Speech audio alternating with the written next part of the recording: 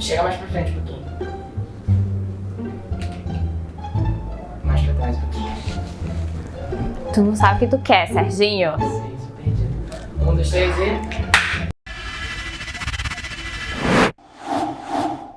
Falar sobre dinheiro é um tabu. Mas será que é porque você não gosta de falar sobre dinheiro ou porque alguma coisa na sua cabeça que faz com que você não goste de falar sobre isso? Nesse vídeo vamos falar sobre finanças comportamentais. Vamos entender então como que as questões psicológicas, as crenças sociais e as suas emoções afetam a maneira com que você se relaciona com seu dinheiro. Eu sou a Suzy Figueiredo, especialista em investimentos aqui na Bicapital, e hoje eu vou te ensinar a se relacionar melhor com seu dinheiro. Então você já sabe, não é? Deixa o seu like no vídeo, ativa as notificações, se inscreve no canal para receber todo o conteúdo que a gente está produzindo para você. Alguns anos atrás foi feita uma pesquisa para entender como que o brasileiro se relaciona com o dinheiro. Foram diagnosticadas algumas crenças sociais que podem fazer com que você paralise quando vai administrar o seu dinheiro. Uma dessas crenças é a crença de que a gente precisa consumir para comunicar alguma coisa. Como a gente pertence a um grupo social, a gente sempre vai tentar se sentir inserido de alguma forma.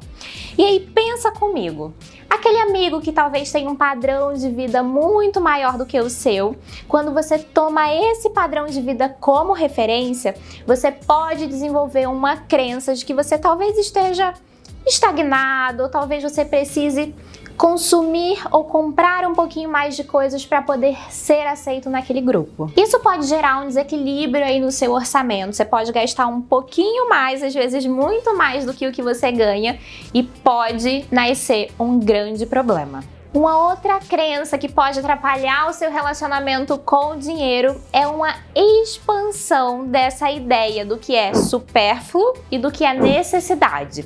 Porque quando a gente passa a gastar um pouquinho mais para comunicar alguma mensagem para alguém, esse supérfluo passa a ser entendido pelo nosso cérebro como alguma coisa necessária. E pensa comigo, você tá com um orçamento sobrecarregado, mas você quer muito ser aceito no grupo que você pertence. Seu amigo vai lá, te chama para sair para um restaurante que você sabe que vai gastar muito dinheiro e que você não poderia fazer isso. Isso é um supérfluo. Porém, você tem uma necessidade muito grande de ser aceito nesse grupo. E o que você faz?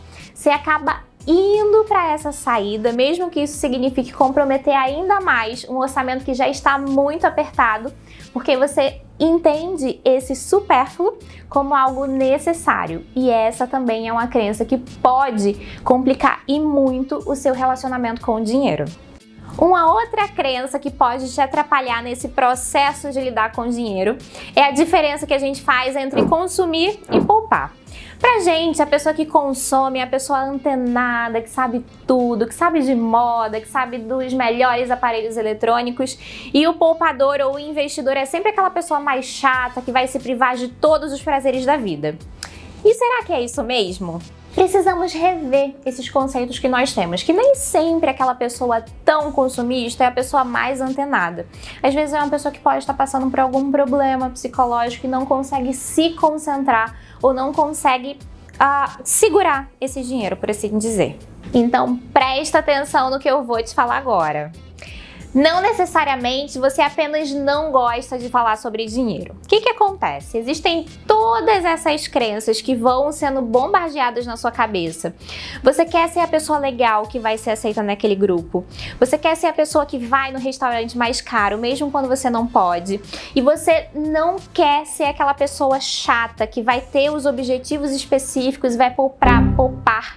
Errei, Serginho, vamos voltar. E que vai poupar para determinadas coisas. Você quer ser aquela pessoa descolada, tá?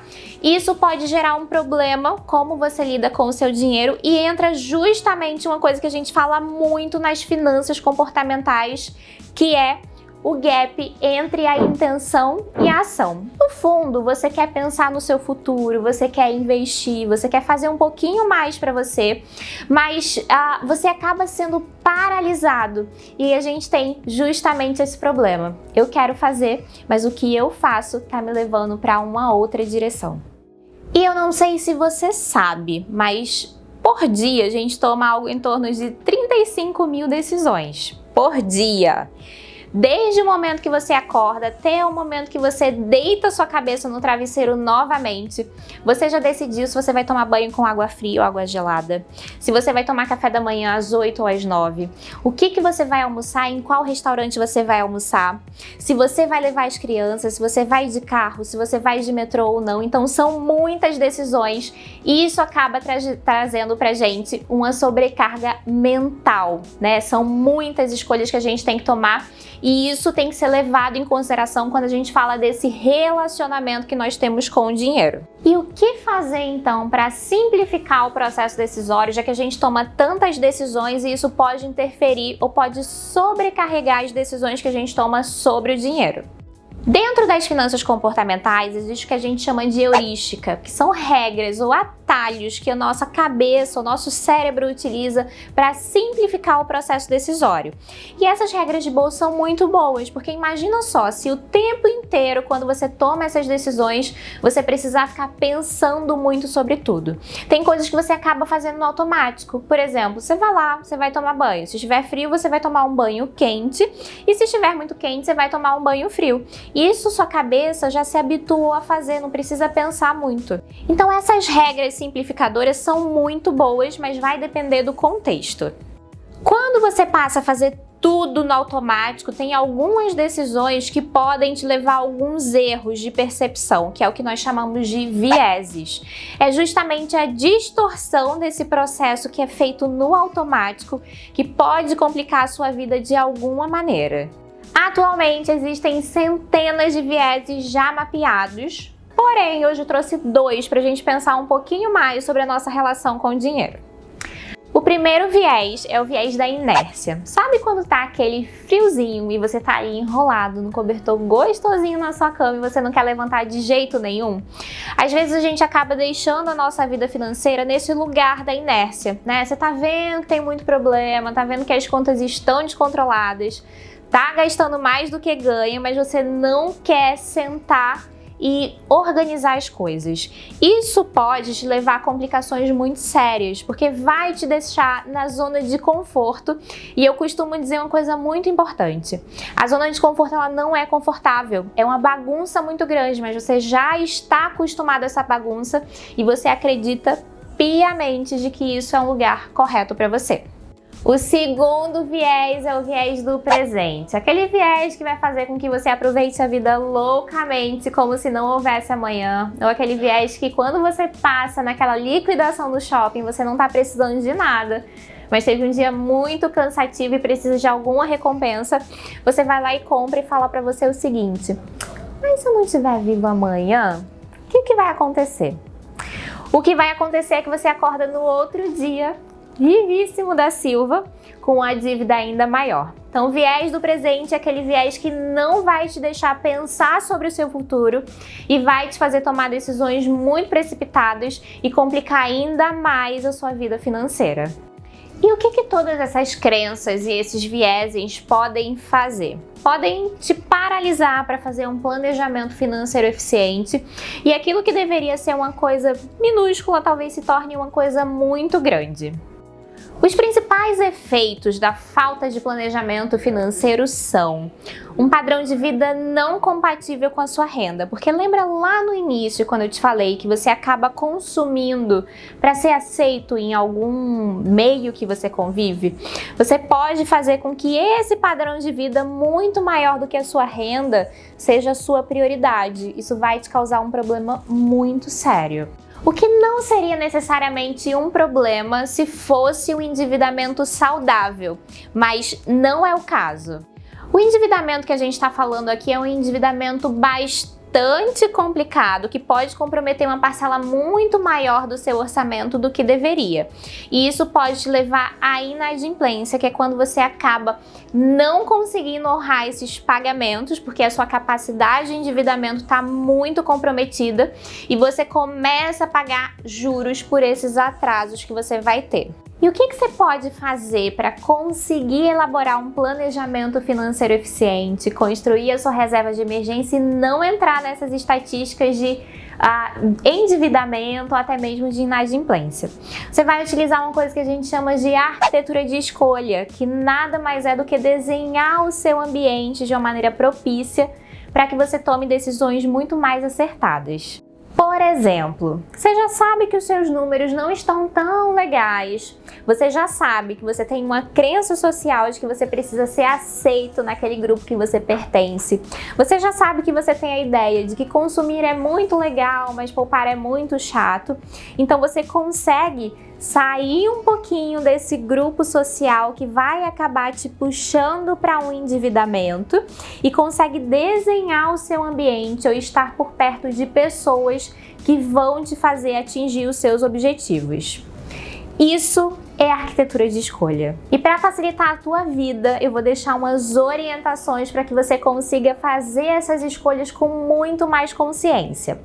A primeira orientação que eu vou deixar para você é: conheça os seus números. É muito importante que você saiba o quanto você ganha e o quanto você gasta para entender se o seu padrão de vida está adequado com a sua renda ou se você vai precisar aumentar a sua renda para que o seu padrão de vida comece a fazer sentido. Segunda orientação: transforme o planejamento financeiro em um hábito. Faça isso semanalmente nesse início, se você não costuma organizar os seus números, e com o tempo isso vai ficar muito mais fácil, porque quando alguma coisa se transforma em um hábito, a gente precisa de muito menos esforço cognitivo para tomar as nossas decisões. Lembra que eu te falei que você toma quase 35 mil decisões por dia? Pois bem, isso vai facilitar e muito a sua vida. Terceira orientação: evite a contabilidade mental. Sabe, eu sei que você é aquela pessoa que vai contando que você vai receber tanto e vai pagar tanto e vai dar tudo certo, só que na prática a contabilidade mental nunca funciona. Então, às vezes você está pensando que vai receber e vai conseguir pagar tudo, mas o que acontece na verdade é que você precisa recorrer ao limite de crédito, ao cheque especial, ao cartão de crédito, e isso não é uma coisa legal. Você tá ouvindo, né, Serginho? Eu tô aqui quietinho, Suzy, me deixa! Quarta orientação: separe o seu orçamento. Existem alguns métodos, pra gente conseguir separar o orçamento de uma maneira que faça sentido e que você consiga fazer tudo o que você precisa. Eu costumo utilizar o método 70, 20 e 10. Isso nada mais é do que dividir o seu orçamento em 70% da sua renda vai ser direcionado para pagar o seu custo de vida hoje, 20% será direcionado para os seus investimentos e 10% será direcionado para o lazer.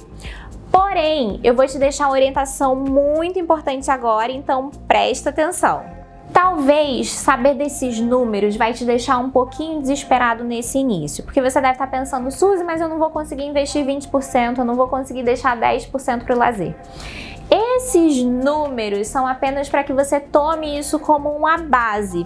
Se hoje o seu orçamento está muito apertado e você não consegue direcionar praticamente nada para investir, comece fazendo 1%, depois 2%, depois 10%, depois 20%, faz uma escadinha e vai fazendo isso sucessivamente. Não é para desistir, é para que você consiga se orientar com esses números e saiba o que fazer. Quinta orientação: construa sua reserva de emergência. Dentro dessa separação que eu te orientei para fazer, desse 70, 20, 10, no valor de investimento, a primeira coisa que você vai fazer é construir a sua reserva de emergência. Por quê?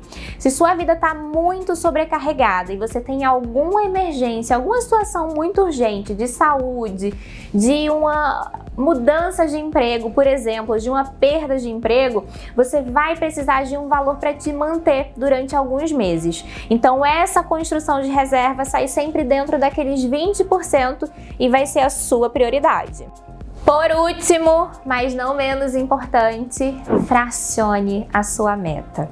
Quando a gente falou de construir a reserva de emergência, a gente já fez um vídeo sobre isso, tá em algum card, em algum lugar. Se você não viu esse vídeo, você precisa assistir. A reserva de emergência se trata de uma quantia que equivale alguns meses do seu custo de vida mensal. Quando a gente faz esse cálculo, talvez você encontre um valor muito grande e você vá querer desistir. Lembra que a gente falou do viés da inércia, do viés do presente? São vieses que podem te paralisar quando você vê uma meta muito alta. Então, achou o valor da sua reserva de emergência, viu que é um valor muito alto, vai fracionando essa meta, coloque em pequenos objetivos para que você atinja os seus objetivos e para que você não seja enviesado ou pare de cumprir os seus objetivos, porque isso de alguma maneira está muito distante da sua realidade. Foi muita informação, muita coisa que talvez você nunca tenha ouvido na sua vida, mas esse é um assunto muito importante, a gente precisa parar para pensar sobre isso, porque as nossas emoções, o meio em que estamos inseridos e todas essas crenças sobre o dinheiro, eles regulam e eles orientam todas as atitudes que a gente toma em relação a gerir as nossas finanças. Então, se ficou alguma dúvida, alguma angústia, qualquer coisa que seja, deixa aqui embaixo nos comentários que, como sempre, eu vou te ajudar. Então é isso, eu espero que você tenha gostado desse vídeo, que essas informações tenham sido relevantes para você. E não esquece, hein? Faz planejamento financeiro, pelo amor de Deus, vê os vídeos que eu já deixei aqui para você e vê se aprende a investir e a controlar esse dinheiro. Um beijo e até o próximo vídeo. Tchau, tchau! Bicapital. Invista ou invista.